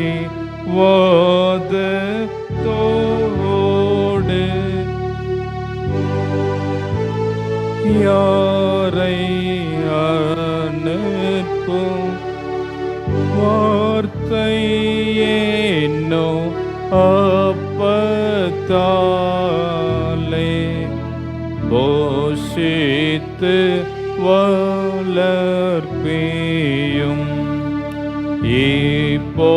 இப்போதுமை தேடி வந்து மனதார போற்றினும் மோட்சலோகத்தில் கலீத்து உம்மை வாழ்த்தி தொழுவோம். ஆமென். என் ஆத்துமாவே கர்த்தரை ஸ்தோத்திரி. என் ஆத்துமாவே கர்த்தரை ஸ்தோத்திரி. ஆமென். ஜீவ தண்ணீர் பெருக்கெடுத்து ஓடுகின்ற அளவிற்கு நம்முடைய வாழ்விலே ஆவியானவரை பெற்றுக்கொண்ட நாமும் அவர் நம்மிலே இப்படியாக செயல்படவும் அதன் வழியாக நாம் ஆண்டவர் தருகின்ற மேலான ஆசீர்வாதங்களை பெற்றுக்கொண்டு வாழவும் சமுதாயத்திற்குள் பயணப்படுவோம். ஆண்டவர் நம்மை வழிநடத்தி ஆசீர்வதித்து காத்தருள்வாராக. ஆமென்.